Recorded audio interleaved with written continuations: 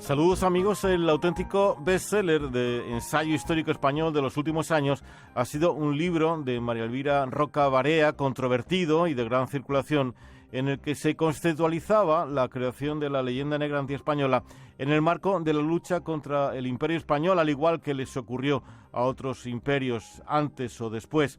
Ahora esta misma autora ha conseguido el premio Espasa de este año con otro ensayo que es la continuación de aquel. En él da cuenta de lo que considera afrancesamiento de una parte de las élites españolas, interiorizando así la leyenda negra antiespañola y aceptando una subordinación cultural de muchos ilustrados españoles que tuvo continuidad, según ella, en el siglo XIX, Larra incluido, o en la llamada generación del 98. La importancia de todo esto reside en que, según María Elvira Roca, la leyenda negra que se fabricó contra el imperio de los Austrias a partir del siglo XVI, hace por lo tanto casi 5 siglos, sigue vigente y ha sido, a día de hoy, interiorizada por una parte importante de la actual intelectualidad española. Enseguida hablamos con María Elvira Roca Barea. En Radio 5, la historia de cada día. Sábados y domingos a partir de las 10:05 de la mañana. Recordar lo que fuimos para entender lo que somos. La historia de cada día. Carlos Guerrero. Radio 5, Todo Noticias. Tras su muy vendido Imperiofobia y leyenda negra, publicado hace ya algo más de 2 años, el nuevo ensayo de María Elvira Roca, con el que ha obtenido ahora el premio Espasa, lo ha publicado esta editorial con el título de Fracasología, España y sus élites de los afrancesados a nuestros días. María Elvira Roca, muy buenos días. Hola, muy buenos días. En primer lugar, enhorabuena por este prestigioso premio Espasa que ha obtenido por este ensayo suyo recién publicado ahora. Muchísimas gracias, estamos contentos. Claro que sí. Una primera aclaración para todos nuestros oyentes y quizás también para sus potenciales lectores. Por favor, ¿a qué se refiere con esto de el palabra, si me permite, de fracasología? Pues sí, es un palabra un poco raro. Bueno, la idea de la palabra, hay que decir la verdad, es la editorial. El ensayo yo siempre lo llamé España y sus élites. Es una palabra, creación de mi buen amigo Manuel Lucena Giraldo, gran americanista. A él se la oí yo por primera vez, me pareció que definía muy bien un poco el cultivo de la historia de España. Me recuerdo la primera vez que hablamos, dijo que era un ejercicio de fracasología constante. Y bueno, pues se refiere justamente a eso, ¿no? A esa tradición de tratar la historia de España como un ejercicio de fracasología, de fracasos. Este premio editorial sigue al gran éxito de ventas que tuvo su anterior ensayo titulado Imperiofobia y leyenda negra, del que creo yo, en cierto sentido, este es continuación. En aquel se analizaba y se ajustaban cuentas con protestantes y luteranos sobre la leyenda negra española, y en este que acaba de llegar a las librerías, Fracasología, las cuentas se ajustan con los ilustrados franceses y los propios afrancesados españoles. ¿Por qué considera usted que la leyenda negra contra España y los españoles, sobre la que no duda en asegurar que sigue vigente a día de hoy, es tan importante o ha sido tan importante? Bueno, yo quisiera creer que no ajusto cuentas, quisiera creer que explico las razones por las cuales determinadas cosas existen. Y existía la leyenda negra y me parecía importante que al menos una parte significativa de españoles que leen libros y tienen cierta cultura comprendieran qué era ese fenómeno y por qué se había producido y qué distancia había entre lo que la leyenda negra había construido como imagen de España y la realidad del país. Y por qué se quedaron y por qué han seguido estando vivas hasta el día de hoy. Eso es lo que intento hacer comprender. Sobre el ajuste de cuentas, ajusto yo mi propia cuenta y en efecto he sido yo el único responsable de esa expresión. Pero en cualquier caso, ¿por qué considera usted tan importante a día de hoy la leyenda negra sobre España? Pues porque se solidificó en la versión oficial de la historia de Europa que se escribe a lo largo del siglo XVIII y principios del siglo XIX, en la historia oficial, es decir, hay un momento en que ya no es un asunto panfletario, al estilo de los panfletos que hacía Guillermo de Orange o que hacían los publicistas franceses, de los Borbones y de los Luis XIV y sus antecesores, sino que pasa a ser historia oficial, es decir, es la historia que se escribe, y entonces usted se lo encuentra pues en la gran historia inglesa o escrita en lengua inglesa de finales del siglo XVIII, en Robertson, en Watson, en Raynal, y luego pasa a las enciclopedias, y en ese momento ya se transforma en historia respetable, es decir, en ese momento la historia de España ya no es los panfletos sobre la Inquisición, sino que la Inquisición ha sido esencial, de tal forma que la intolerancia religiosa parece un fenómeno que solo ha sucedido en la historia de España y en las demás naciones de Europa. No, esto es absolutamente falso. La cuestión clave en este ensayo del que estamos hablando es que con el cambio de dinastía tras la muerte de Carlos II en 1700, la llegada de la dinastía borbónica al trono español con Felipe V, dice usted que se impuso en España una subordinación cultural a Francia, además de política, que ha marcado, en su opinión, de manera indeleble el desarrollo de nuestro país hasta nuestros días. No sé si lo he resumido bien, exactamente un poco la tesis con la que arranca su libro. Sí, lo ha resumido bastante bien. Y hay que entender que esto es algo que es por lógica que tenía que pasar. Es decir, hay un cambio de dinastía y esa dinastía que viene trae con ella sus propias ideas y ligada a la corte francesa estaba una hispanofobia que se había cultivado durante siglos por pura lógica. Es decir, es que todas las guerras de Luis XIV, por ejemplo, que fue rey de Francia 73 años, todas fueron contra los Habsburgo. Por lo tanto, tiene muy fresco todo lo que han sido sus argumentarios defendiendo sus posiciones frente a un poder que él está combatiendo. También se podría decir que todas las guerras de los Habsburgo fueron contra Francia. Es que en la frontera oriental de Francia estaban los Habsburgo y en la frontera occidental de Francia estaban los Habsburgo y en la frontera norte de Francia estaban los Habsburgo y casi en la frontera sur de Francia estaban los Habsburgo. Esta es la realidad. Claro, si yo no niego que los franceses y los Borbones se estaban defendiendo de un poder hegemónico que les superaba y por lo tanto contra ese poder hegemónico combatían. ¿Porque eran malos? No, porque estaban sanos. Cuando uno tiene a su lado un poder que normalmente te cuestiona y manda más que tú la mayor parte de las veces, pues uno, si está bien en su sano juicio, lo combate. Lo anómalo es cuando esto sucede en España y lo que pasa es justo al revés. Es decir, lo extraordinario es que durante los siglos en que los franceses luchaban contra la hegemonía española y encajaban una derrota detrás de otra, pero se ponían en pie inmediatamente después de cada una de ellas, a las élites francesas no se les ocurrió jamás decir que lo que había que hacer era hispanizarse o españolizarse. En cambio, las nuestras, después de la primera derrota seria, empezamos el proceso del afrancesamiento, que no es más que un proceso de subordinación cultural, de acomodación al poder dominante, por la sencilla razón de que así pues estás bastante más cómodo. Lo que ocurre es que, claro, las consecuencias de eso para el país son muy severas y las consecuencias de eso fueron pues la crisis napoleónica, por ejemplo. Es decir, es incomprensible lo que pasó en las guerras contra Napoleón y la invasión misma de los franceses. Sin el concurso de los afrancesados jamás se hubiese producido eso, ¿no?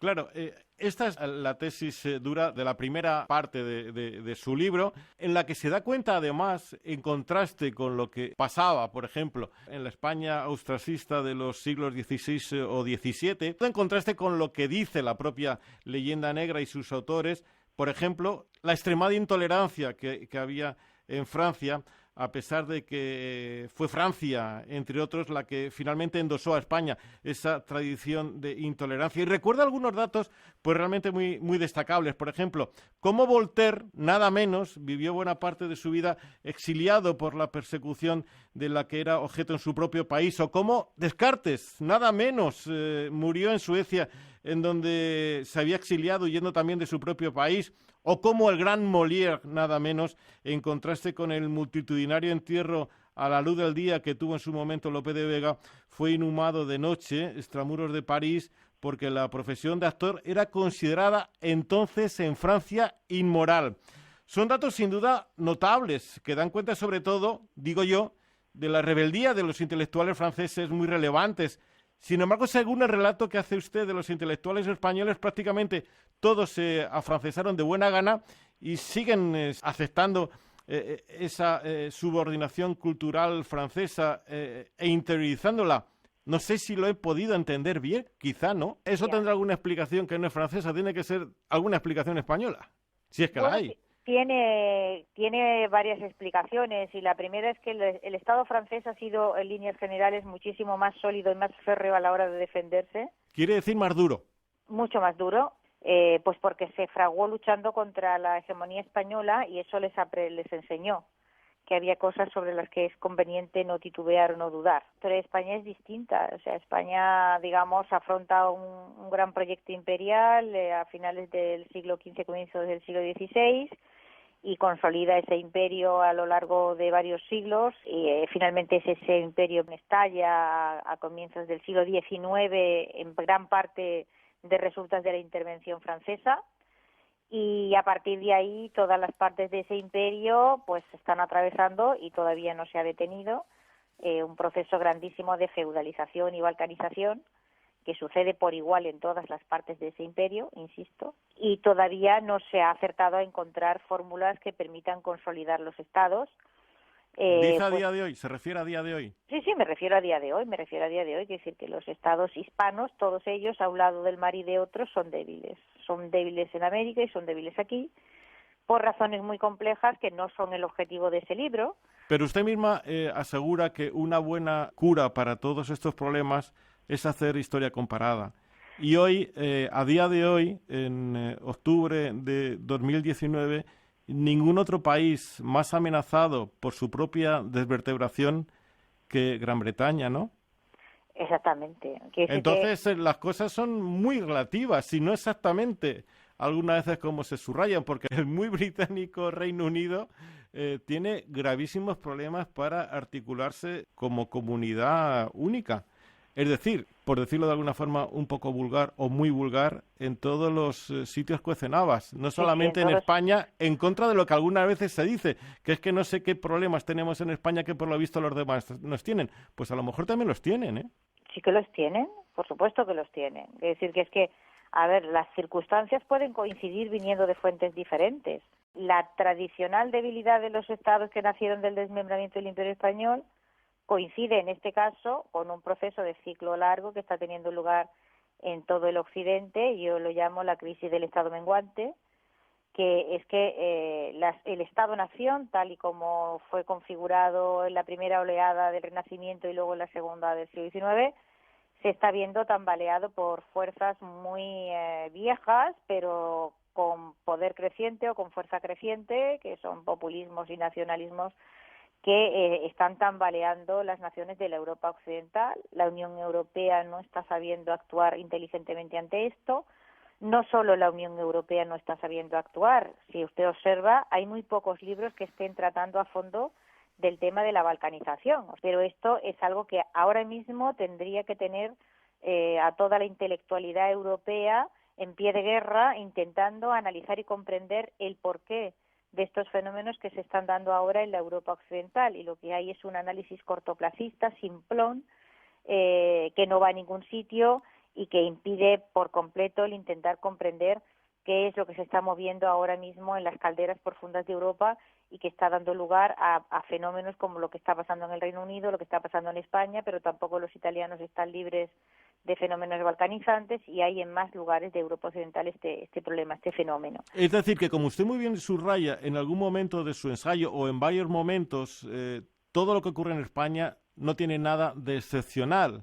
Pero lo que ocurre es que en los otros momentos de su mismo ensayo, casi siempre se dice que lo que ocurre en España es excepcional. Y yo es la principal dificultad que he tenido en la lectura de este ensayo, que no sé si realmente la historia de España es excepcional o no es excepcional. Bueno, no tendrá usted que decirme el punto en concreto en el que es cierto que España cuaja el imperio más grande que en Occidente ha habido desde los tiempos de Roma.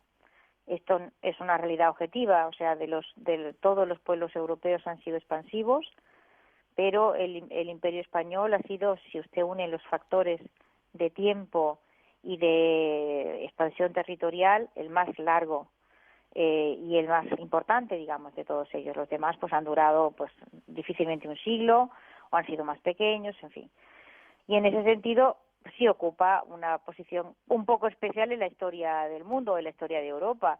La historia de España del periodo imperial, entre las historias de los imperios, no es excepcional. en absoluto.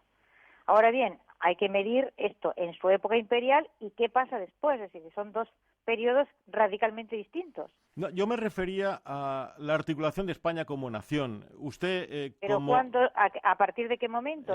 Exactamente, eso es lo que se dilucida en su ensayo. Usted básicamente habla en este ensayo, no solo, por cierto, pero básicamente a partir del siglo XVIII y el siglo XIX. Y usted, como la mayoría de los mejores historiadores profesionales, pues coincide en que España se articula como nación durante el siglo XIX. Sí. Eso sí, con una cultura subordinada, con una élite subordinada a intereses ajenos. Eso sería, desde luego, una cierta excepcionalidad, que quizás, digo yo, o a lo mejor no, conjuga mal con eso que a la vez también dice, un poco más adelante, de que nuestra historia es muy parecida a la historia de los demás países durante el atribulado siglo XIX y buena parte del atroz siglo XX. ¿No somos excepcionales? ¿Cuál es nuestra excepcionalidad? A pesar de que tuvimos una élite subordinada a otras, ¿sí que supimos hacer nuestros propios deberes como los hicieron los demás? A ver, el hecho de que el país tenga un problema de subordinación cultural, no todas las élites españolas, ni siempre, ni con la misma intensidad, ni en todo momento, han padecido ese fenómeno de subordinación. Y desde luego, un país no es solo sus élites, como durante la Guerra de la Independencia se demostró claramente. Evidentemente, la España moderna nace en la Constitución de Cádiz, nace a partir del momento en que ese imperio se desmembra y cada una de sus partes adquiere vida política independiente. Y a partir de ese momento arrastra el mundo hispano todo él un fenómeno de subordinación cultural que es la vergüenza de su propia historia, la conciencia de su propia inferioridad, etcétera, etcétera. Pero este fenómeno, que es lo que intento explicar en este libro, está muy circunscrito a las élites en líneas generales. En líneas generales, el país, la mayoría de la gente del país, la gente normal del país, no tiene una visión negativa de España, ni pesimista, ni 98ista en absoluto, entre otras cosas porque a lo mejor no sabe quiénes son la generación del 98. Pero entonces entiendo que no estamos hablando de la élite decisiva, la que sufre el virus de la subordinación cultural a otros intereses, a otros países. No estamos entonces hablando, o sí, no lo sé, de la élite decisiva de la que dependen los destinos de nuestro país. ¿No estamos hablando de esas élites? No, digo yo, no sé, si solamente ese virus afecta a una parte de esa élite, pero no a la que es capaz de luchar contra las tropas de Napoleón o la que es capaz de articular España como nación. Está usted intentando englobar en una unicidad casi 3 siglos de historia de España, y eso es muy difícil. Es decir, por ejemplo, las élites españolas a finales del siglo XVIII estaban muy, muy subordinadas, y lo que nos encontramos es que cuando aparece Napoleón, pues es que no hay rey que le diga que no, ni rey, ni ministros, ni nada, prácticamente no hay nada. Es decir, el país va solo a la guerra, la gente normal tiene que declararse la guerra ella sola, pues que las élites españolas se acomodan al nuevo poder. Ya es Napoleón, pues es Napoleón. Tampoco resultaba muy extraño, pero se produce esa gran reacción que es la reacción, digamos, que trae Cádiz, las Cortes de Cádiz, la idea del constitucionalismo, etcétera, etcétera. Y entonces las élites que combaten entre sí en la primera mitad del siglo XIX principalmente, pues las liberales son extraordinariamente patrióticas y rechazan muy, muy virulentamente la idea de la subordinación política. Me parece muy interesante la reflexión que ha introducido antes con la irrupción de los liberales en la historia de España, una irrupción abrupta durante la ocupación francesa, durante eso que llamamos la Guerra de la Independencia, y me interesa y me parece también muy interesante lo que usted acaba de subrayar también, que la modernidad que supone la conversión del antiguo régimen en Estado moderno, en Estado soberano, en Estado ya no patrimonio de ninguna familia real, como ocurrió en España durante el siglo XIX y en la mayoría de los países de nuestro propio entorno, se produce desde el conflicto y desde el encontronazo entre liberales y afrancesados. Y creo que usted ha apuntado al hecho de que esa guerra de la independencia y los años que la siguieron tuvieron bastante de guerra civil entre liberales y afrancesados o partidarios del antiguo régimen. ¿Es así como llega la modernidad o se empieza a construir la modernidad en nuestro país? El desarrollo del constitucionalismo en España, lo que llama muchísimo la atención, o al menos a mí me llama mucho la atención, es de qué manera se presenta esto abruptamente, ¿no? O sea, uno ve las últimas décadas del siglo, las dos últimas décadas del siglo XVIII, y se diría que en España no hay liberales, o que eso no existe, porque realmente no hay presencia. El hecho es que de repente aparecen en Cádiz, y son bastantes, con estas ideas de soberanía nacional, separación de poderes, etcétera, y son además muy beligerantes, y hacen un desarrollo legislativo espectacular, ¿no? De hecho, que inmediatamente en España empiezan a ser perseguidos, acorralados y liquidados. Efectivamente, fue una lucha bastante, y dejó muertos, y dejó, en fin, yo soy de Málaga, o sea que allí tuvimos a Torrijos, que ha sido ininterrumpidamente venerado como gran héroe del liberalismo, ¿no? Y fue fusilado en las playas al lado de mi casa, ¿no?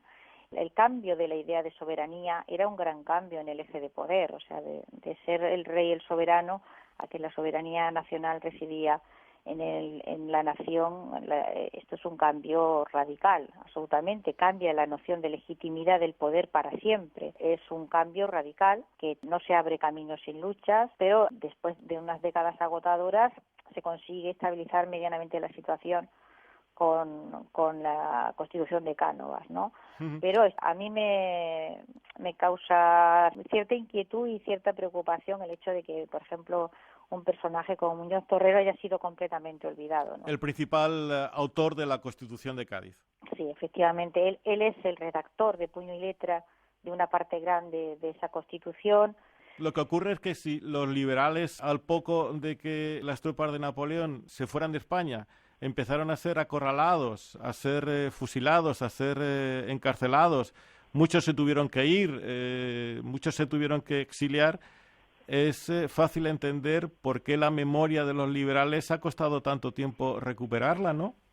Bueno, pero ha habido muchas ocasiones en que ha sido en que volvió a ocurrir algo parecido. El hecho de que hace pocos años, hace poco relativamente, se le pusiese a Muñoz Torrero el busto en las Cortes y que no fuese ningún representante político a rendir homenaje a este hombre, me pareció una de las cosas más tristes que han ocurrido en España en mucho tiempo. No sé por qué, pero me lo pareció. Es decir, un hombre que realmente, o sea, la palabra liberal nace en Cádiz, se exporta al resto de Europa. España ha hecho una aportación importante al desarrollo del constitucionalismo en el continente, y este hombre ha sido muy importante ahí, y nadie parecía que se sintiera concernido porque se le pusiera un busto a Muñoz Torrero, que fue realmente un héroe del desarrollo del constitucionalismo en España.